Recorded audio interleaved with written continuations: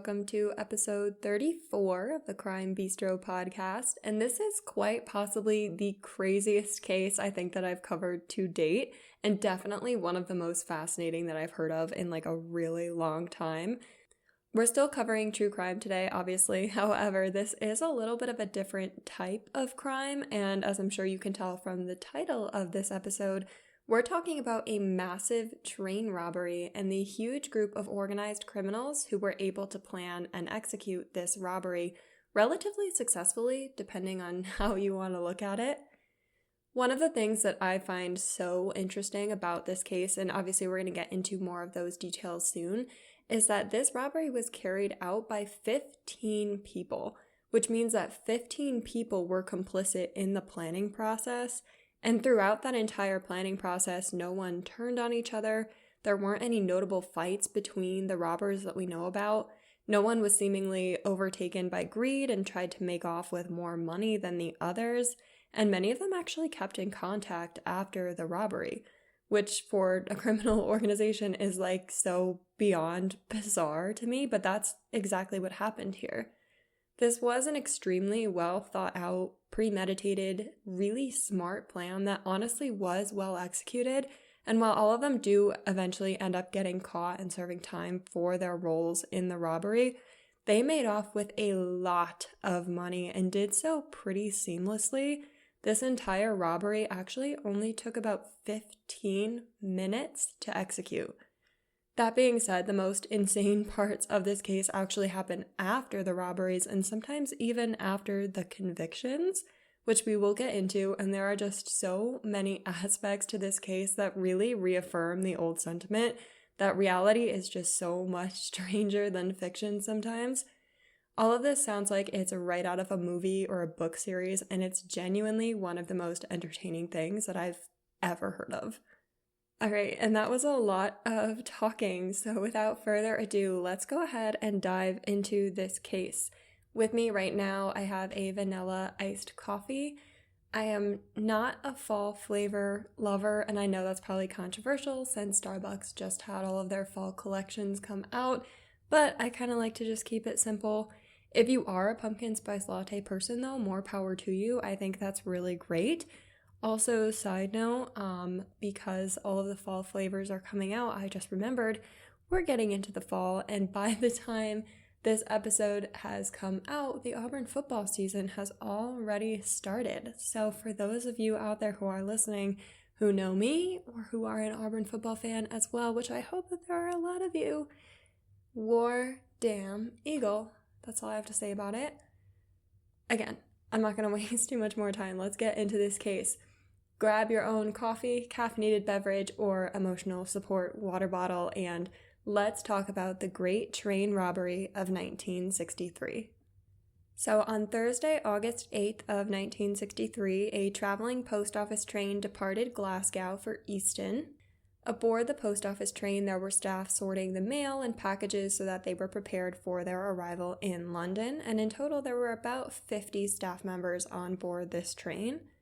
This particular train was the London Royal Mail train, traveling from Glasgow to London. However, this was a pretty unusual train by normal standards, I guess, at the time. This train was running by night and it didn't appear on any printed schedule, and that was because this train was transporting massive quantities of cash between the London central banks and their provincial bank branches. On the second carriage from the front of the train was the train car that was called the High Value Package Carriage, and the name pretty much gives away exactly what this car contained. This was a car full of registered mail, which was mostly cash. Generally, the high-value train cars would carry around 300,000 euros. However, at this time, Scotland had just had a bank holiday weekend, so the total on this particular day was much, much higher, about 2.3 million euros, which today, and this is mind-blowing, would be worth about 30 million euros. Think about that for a second. 30 million euros in 15 minutes. So it's about 10 times the amount of money that was normally contained within this high-value train car, which is just bonkers. And one of the things that is so fascinating about this case is that this was actually the first attack on any traveling post office in their 125 years of prior history. So let's take things back. This is about 3 o'clock in the morning on August 8th of 1963 as this mail train was passing Leighton Buzzard, and the driver, whose name was Jack Mills, noticed that there was a red signal ahead. At this point, they had reached Sears Crossing, which was only about 40 miles from London, but still in a fairly rural area. However, this was actually a fake signal. The correct signal, which would have been green, was covered up with a glove, and the red light had been activated by being attached to a 6-volt battery. So Jack Mills obviously stops the train, as this fake signal had indicated for him to do, and his co-driver, whose name was David Whitby, climbed out of the engine car to call the signalman to find out what the problem was and why the train had to stop. As soon as he got up to the line-side phone, David Whitby saw that the phone cables had been cut. So likely pretty confused, he turned around to walk back to the train, where he was suddenly attacked and then thrown down the steep railway embankment. While all of this was happening outside, another attacker boarded the train car where Jack Mills was remaining and hit him over the head hard enough to render him unconscious. So Jack Mills was struck with some sort of iron bar and he was severely injured. He would survive the attack, but he would pass away only about 7 years later in 1970, which many people do associate those two events as being related. They probably are. And he would never work again after this night. At this point, there were other robbers who were uncoupling most of the other carriages. It took me like an embarrassingly long amount of time to figure out what uncoupling meant, and then I realized that it's like exactly what it sounds like, just detaching the cars from the rest of the train, until they had just the engine car and the high-value package car, which contained those 30 million euros. As I just mentioned, David Whitby had been thrown down a steep embankment, and this type of steep embankment was surrounding the area around Sears Crossing, and it was so steep actually that it would have been really impractical to try and remove all of the money from the train car right at that location. However, the robbers did plan for this, and they planned on actually driving the train about a mile further down the line to Bridego Bridge, I believe it's pronounced, where there were Land Rovers that were waiting as getaway cars to take all of the money to a nearby hideout. So as you can probably tell, this was a really well thought out plot. They had thought of pretty much everything. They had all of the people that they would need, and they had a getaway plan in place. So, I mean, at this point, what could go wrong? Don't worry, that's a rhetorical question. I am going to tell you. Now, this part of the story is wild to me, but I guess like it was the 60s, so people were a little less wary of strangers, but still, like, it was the 60s, like there's criminals out there, we know that. Anyway, what happened was one of the members of this gang of robbers had spent the months leading up to the robbery making friends with people who worked on the railway under the pretense that he was a, quote, railway enthusiast. Which is just so funny to me. Like, first of all, like, you couldn't come up with a better excuse. Literally anything would have been better than railway enthusiast. Not to mention the fact that people actually believed him, essentially without asking any questions at all. And because no one seemed to think that a random railway enthusiast hanging around was weird, they actually let him ride in the cabs of several trains and even permitted him to drive a few trains. Like, I can't believe that this ever happened, that no one thought this was weird, and that no one thought it would be maybe, I don't know, a bad idea to let someone who clearly had no technical knowledge drive a train. I know that they wouldn't be expecting that he was part of this eventual massive gang of robbers, but you would think that, like, a responsible engineer would have said, oh, you know, that's probably unsafe. I don't know. Whatever. Again, 60s of it all, maybe? I don't know. But anyway, as I'm sure you could have guessed, the point of this ploy was to make this particular gang member the only person in the group who had any kind of experience with trains. So this person, his job was specifically to drive the train from the point where they had stopped it to the point where the getaway cars were waiting. However, this plan quickly fell apart completely once this man actually got into the diesel engine train and very swiftly realized that the machine that they were working on was much more complicated than the smaller, more local railway trains that he had been in, and he was not going to be able to drive this thing, at all. So I guess, a good comparison here would be, this person was used to driving, little tiny speedboats, and then all of a sudden someone was like, hey, here's this cruise ship, figure it out, and obviously he didn't know how to. So now the gang of robbers was in a pretty unexpected and also really risky situation because they were trying to get this over with very quickly. So they had to decide what they were going to do, and they realized that the only option at this point really was to wake up the train driver. Remember, this was Jack Mills. So a member of the gang, whose name was Ronnie Biggs, woke up the driver and made it clear that he was going to have to take the train to their desired destination. So obviously, if you're a criminal enterprise, this is a pretty big hiccup, but they were still really confident. There were, again, 15 of these robbers in total, which is a lot of people, and those who were in the high-value package carriage had the staff members that were in there under control. Now, this is another part of this story that's just, absolutely insane to me, but obviously I do think it's a good thing, looking back on it from, a safety perspective. But the staff members in every single car behind this high-value package carriage had literally no clue that there was anything wrong. So I believe there were 10 carriages full of staff members who were just sitting there on the tracks while their engine and driver just left, and they had no idea. And I think that's one of the parts of this that specifically, really makes it feel like the plot of a movie, honestly, and it's just so entertaining to me. But anyways, the gang did make it to their getaway cars without any further incident, and once they had reached Bordego Bridge, the robbers essentially created a human assembly line where they were able to remove 120 sacks containing 2.5 tons of money. Back on track. I'm going to give you all a second to notice that was my dad joke of the day. This part of the robbery did go very smoothly, and they worked very quickly to unload all of this money. However, without realizing it, the robbers had made a critical mistake while they were leaving the train. Before making their way off with the money, one member of the gang ordered the post office staff who had traveled with them to Bordego Bridge to sit still for 30 minutes before they called the police. Thrilled with this, the police realized that they had their first clue. The hideout was probably within 30 minutes of Bordego Bridge. So even though this kind of seems like a ridiculous thing for the robbers to have done, that's exactly what they did. And it is ridiculous. You would think, having gotten away with the money, you would just keep running until you were very, very, very far away, way more than 30 minutes. But I guess they just couldn't wait, and they already had this whole plan in place beforehand. So, whatever. They did get caught, so I guess that's good.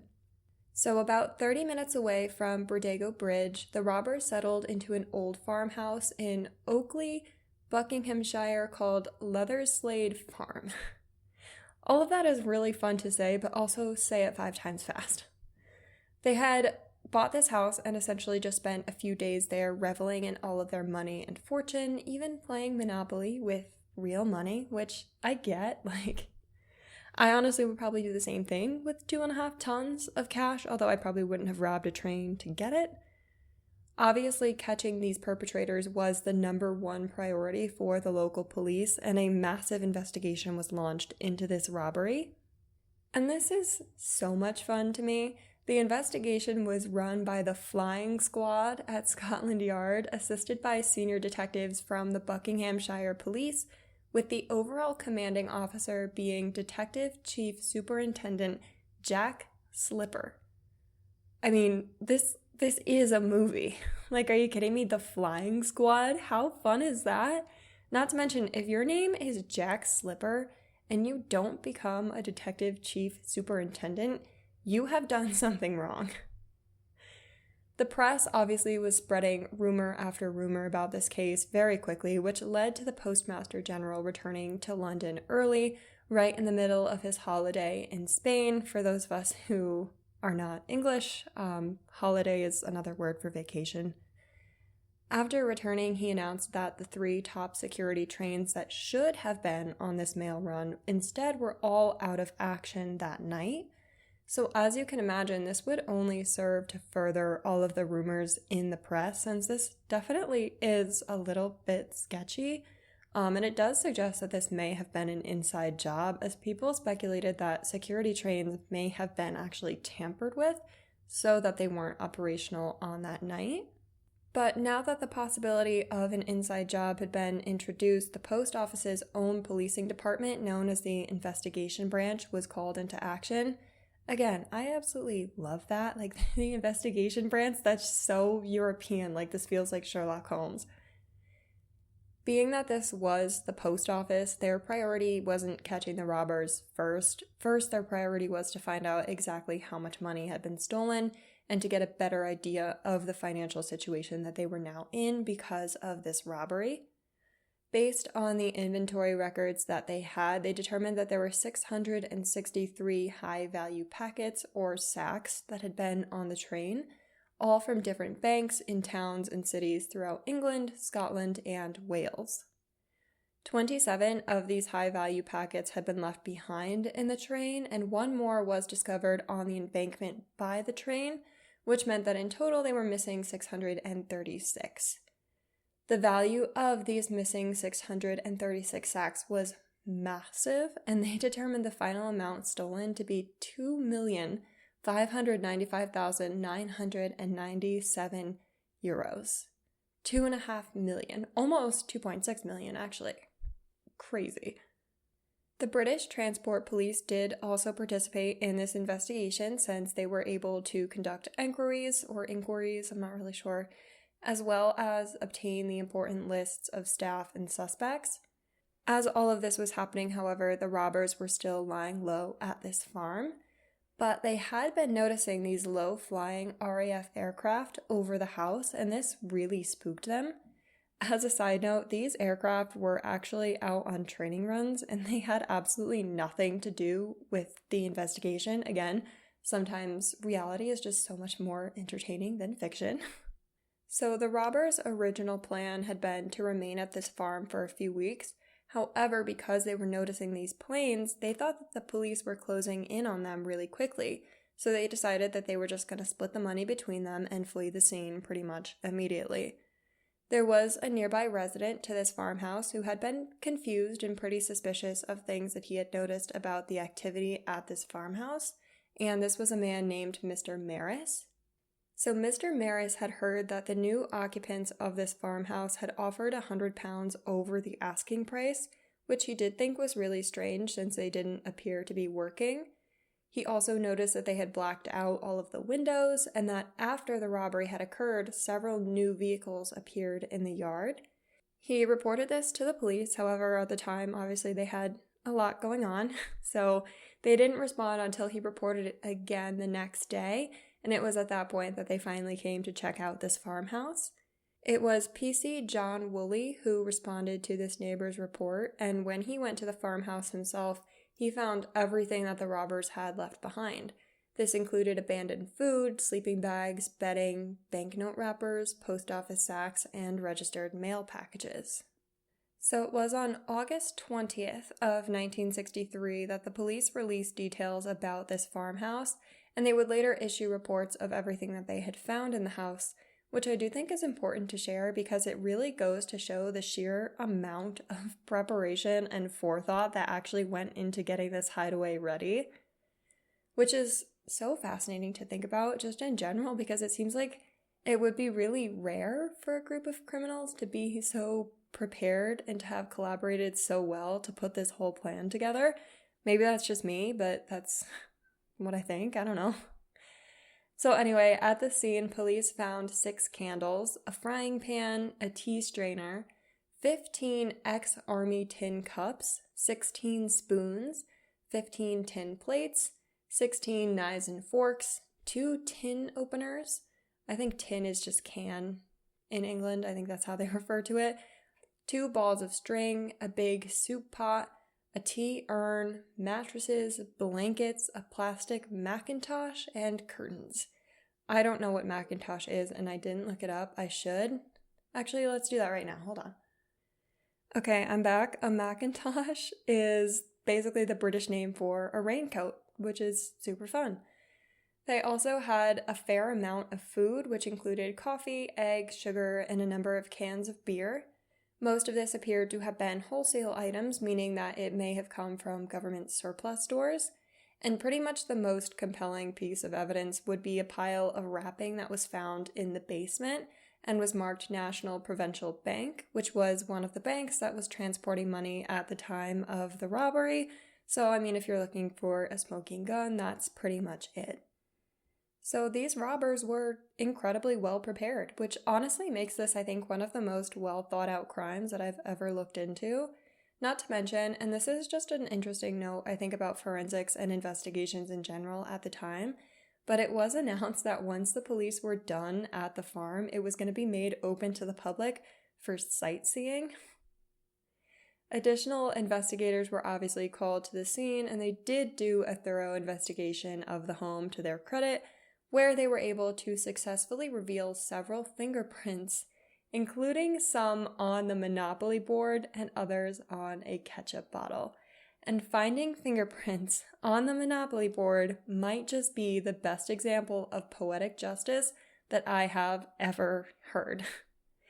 Using this fingerprint evidence and other evidence gathered from inquiries, police were able to identify and round up each of the robbers one by one, and eventually all of them would appear in court, although this did take a pretty long time because the last of the robbers wasn't apprehended until 2001, which we're going to talk about. So we've told the story of the robbery, but let's talk about the robbers themselves. Who were these men, and how did this whole operation come to be?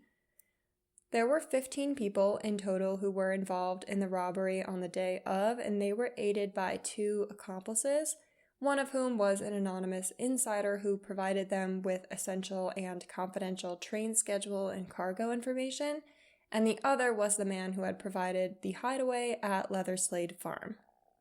So the leader of this entire operation was a man who was named Bruce Reynolds. He was a known burglar and armed robber. His nickname was Napoleon, and he was all over the place as a fugitive for about 5 years after the robbery before he was caught. First, he fled to Mexico using a fake passport, and then he later went to meet his wife, Angela, and his son, Nick, in Canada. He would finally be arrested in 1968 when he returned to England and was apprehended in Torquay, I believe. He would serve 10 years and be released in 1978, but would return to prison one more time for another 3 years in the 1980s after being charged for dealing amphetamines. After being released for the second time, he worked briefly as a consultant on a film that was made about the robbery, and he even authored a book called The Autobiography of a Thief in 1995. He would pass away in his sleep in the early hours of February 28th of 2013, only about 11 months before an accomplice of his named Ronnie Biggs. Now, the story of Ronnie Biggs is such a fascinating part of this case. It could be an entire episode in and of itself. And he's actually the one who woke the train's engineer to keep this entire operation viable. So I am going to spend a little bit of time talking about him. Trust me, if this entire story couldn't get crazier, oh, it does. So Ronald Arthur Biggs was born on August 8th of 1929 in Lambeth, which is a southern central borough of London. He himself has reported that his childhood was pretty comfortable, and he told the Smithsonian Magazine in 1980, quote, "My mother always made sure that my cap was square on my head and my socks were pulled up."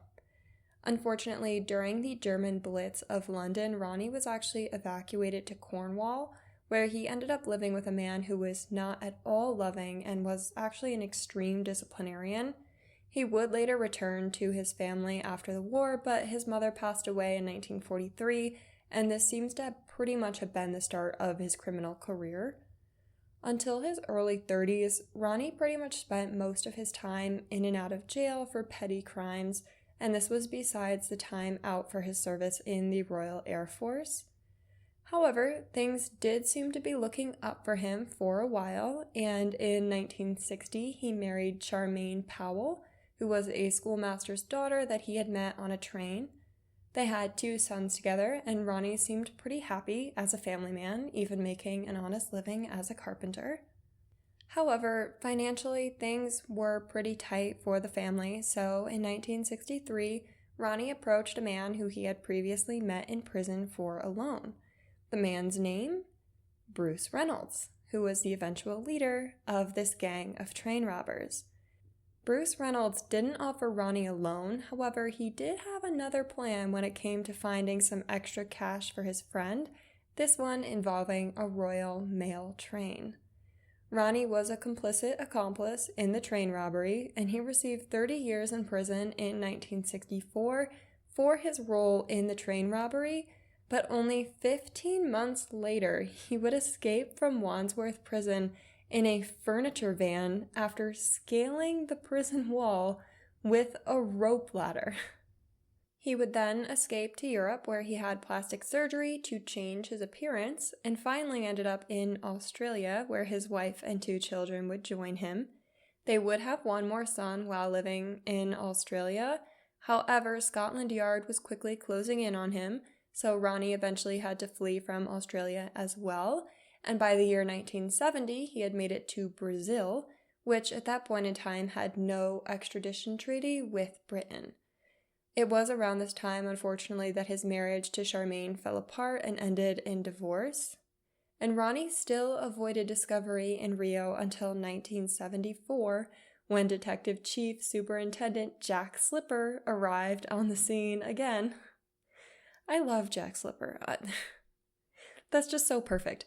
He had been chasing Ronnie for years at this point. This is now 11 years after the robbery, and he was determined to bring him to justice, no matter what the extradition law said.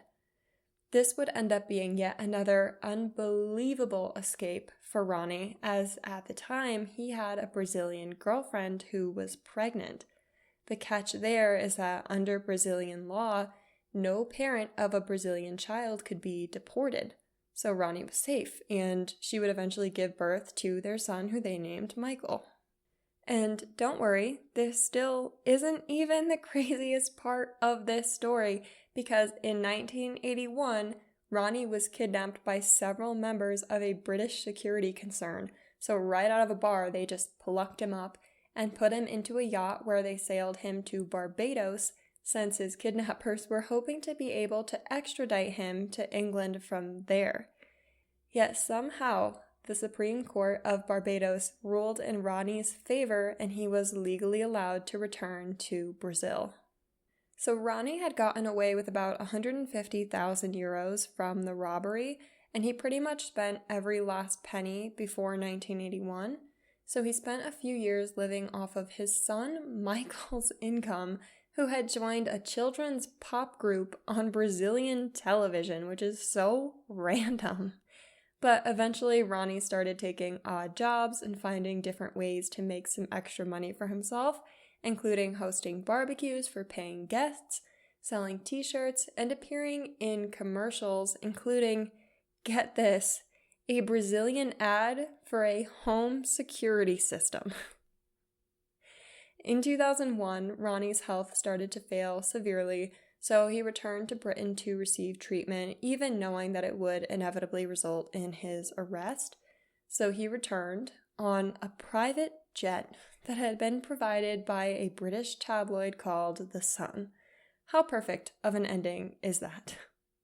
He did end up marrying Michael's mother while he was in prison, and her name was Raymunda Rothen, I believe, and he would pass away eventually in 2013.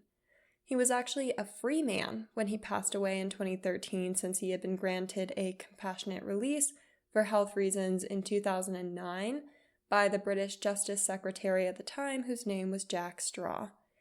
In total, Ronnie Biggs spent 36 years as a fugitive until 2001, even though pretty much knew where he was the entire time. They just couldn't catch him. Crazy. But it seems like nearly every person who participated in this robbery had just the most bizarre lives, and it adds such another layer of entertainment to this story. So, let's go ahead and talk about Ronald or Buster Edwards. He was the gang member who had actually hit train driver Jack Mills over the head during the robbery. So Ronald Edwards fled to Mexico after the robbery, but turned himself in 3 years later in 1966. He would eventually become the subject of the 1988 film called Buster, which was written about him. And guess who played him in this movie? This is so random. It was Phil Collins. He would serve 9 years in jail in total, and afterwards he actually made a pretty honest living for himself, selling flowers from a stall at a Waterloo station in London. Ronald passed away in 1994 at the age of 62 and was found hanged in a garage. And this is, I think, one of the most poetic details of this case, but at Ronald's funeral, 2 wreaths in the shape of trains accompanied the cortege. The treasurer of the robbery operation was a man named Charles Frederick Wilson. He was the one who passed out each person's cut to them after this robbery actually took place. He was actually caught pretty quickly, and during his trial, people called him the Silent Man because he wouldn't say anything. Iconic. He was sentenced to 30 years, but just like Ronnie, he escaped prison after just 4 months, and he was a fugitive for 4 years before being discovered in Canada. He would finally be released from prison in 1978, and he moved to Spain, where he lived for about 12 years, until he was shot and killed by a hitman on a bicycle in 1990. And again, it seems like literally everyone in the story has just the craziest background, so let's go ahead and talk about Roy John James, who was the head getaway driver for the robbers and nicknamed Weasel. He was actually one of the ones whose fingerprints were identified in the farmhouse, and he was caught after a rooftop chase, as if this couldn't get any more dramatic. He was a silversmith, and he was actually a proficient racing driver, which probably explains why he would have been the getaway driver. And his plan and reason for participating in this robbery was to invest his share of the money into new car technology. He would only serve 12 of his 30-year sentence, and when he got out of prison, he spent some time selling silver at a market before he returned to Spain. In 1993, which was 30 years after the robbery, he was put in jail again, this time serving 6 years for shooting his wife's father and hitting his wife with a pistol. After getting out of prison for the second time, he would pass away fairly quickly at the age of 62. The solicitor, which is just another name for saying a lawyer, was named Brian Arthur Field, and his participation in the robbery was making the arrangements for the gang to buy this farmhouse where they all hid after the robbery. He was sentenced to 25 years in prison for his participation, but would be released after 5 years, and he actually passed away in a vehicle crash in 1979. A lot of these people, as you're probably starting to realize here, were career criminals. So next, let's talk about James Hussey, or Big Jim. He was a decorator who was sentenced to 30 years for his role in the robbery, and he would be released in 1975. He later opened a restaurant in Soho until he was jailed again in 1989, another 7 years for a drug smuggling conspiracy with actually another one of the train robbers. Another weird theme here is that a lot of the robbers went into the restaurant or flower business after they were released from prison. A good example of this is Tommy Wiseby. He was the conspirator that was arrested with James Hussey in 1989 for the drug smuggling conspiracy, and he was sent to jail for another 10 years after that charge. But after this arrest, he went to run a flower stall, which is just not at all what you would expect for someone who was a former train robber and drug dealer. But, it's fascinating. But in total, the gang received about 307 years in prison as their sentencing for this crime. Now, say what you will about how all of this played out, but this actually was a really well thought out and really well executed plan. Honestly, it was kind of brilliant. Minus the attack on the train driver, there was no violence, no firearms, and really, most of the people who were on the train didn't even know that they had been robbed. The robbers got away with much more money than they were expecting to. However, in the end, they did make some careless mistakes, likely driven by greed, that ended up bringing the plan kind of crashing down and did bring every single person to justice for their part in it. At the time, this was the largest robbery that had ever taken place in England, and it remains one of the most notorious and largest heists in history. Today, honestly, I am shocked that more people haven't heard of this, or maybe they have, and I'm just shocked that I hadn't heard of it before. But either way, it's just so interesting to me that nearly every single aspect of this case is so bizarre, and each person just has the most fascinating story. There are so many prison escapees and like flower stall vendors. And I don't know, it just overall is so entertaining. There have obviously been a lot of shows and other media created about this case, and there's even a 2-part series on Amazon Prime called The Great Train Robbery, which I completely recommend. I don't really have too much else to say about this one. Honestly, I think that this is one of those cases where the story pretty much tells itself.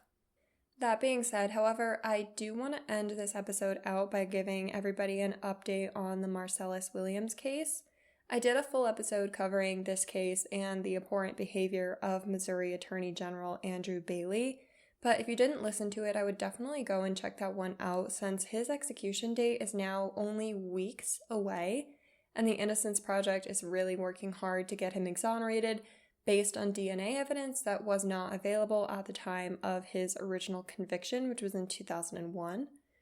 Marcellus Williams has had several execution dates set, and has been entitled to many hearings to overview this new DNA evidence.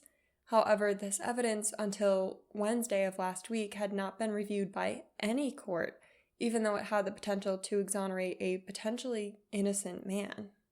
The most frustrating part of this case, to me at least, was the behavior of Attorney General Andrew Bailey, who filed several motions to block a new hearing that would look at this DNA evidence. That's kind of a basic overview, but we do have an update as of August 28th, and it's only August 30th as I'm recording this. So that was just a few days ago and still pretty close to when this episode is coming out. So let's go ahead and talk about those updates. So on August 28th of 2024, a judge held an evidentiary hearing to go over Marcellus Williams' innocence claim, which he has maintained since his conviction for the 1998 murder that he is currently serving a sentence for. He is still scheduled to be executed on September 24th of this year, which is now only about 3 weeks away. This most recent hearing was ordered by the Missouri Supreme Court after another court hearing was blocked by Andrew Bailey's office. The hearing to evaluate the new evidence was blocked because Andrew Bailey's office argued that new DNA testing showed that the knife, which is the focus of the DNA evidence in this case, had, quote, been handled by many actors, including law enforcement, and would so not exonerate Marcellus Williams because of that, which, if that's true, it is a valid point. However, it still needs to be reviewed by impartial parties in a courtroom. Unfortunately, an attorney representing Williams said that the mishandling of this evidence had, quote, foreclosed Mr. Williams' ability to conclusively prove his innocence at this moment in time, and under these circumstances, it would be unconscionable to allow his execution. When the originally scheduled hearing didn't take place, a new plea deal was offered to Marcellus Williams, which would allow him to plead guilty to first-degree murder and be resentenced to life in prison rather than receiving a capital punishment. However, the Attorney General's office has opposed this deal, and they actually immediately appealed to the Supreme Court, which has blocked this agreement from taking place. So as of right now, this case is still intensely ongoing. There is still evidence to be reviewed in court, and the execution date of September 24th still stands. So it's not the greatest update, I know, but at least there is movement. And there is the possibility of a new sentence being handed down to Marcellus Williams, which I absolutely support, until new evidence can legitimately be reviewed in a court of law. Okay, so a little bit more of a serious note to end this episode, but I did want to give everybody that update. Anyway, though, that is actually all that I have for you today. And if you made it this far into the episode, thank you so much for listening to this week's edition of Crime Bistro. And I seriously appreciate all of the support. If you like this style of dark history episode, stay tuned for next week because we're going to cover an extremely fascinating dark history story then as well. This is something that I recently learned about and is completely fascinating, but also really disturbing, right up my alley, and hopefully yours as well. That being said, if you would like to keep up with the podcast during the week, go ahead and follow along on Instagram, on TikTok, or on the Crime Bistro website, and you'll be able to see some less serious and more positive, fun types of content, because I know these stories aren't always the most fun, per se. But anyways, again, thank you so much for listening, and we're going to end this episode off, as always, until next time.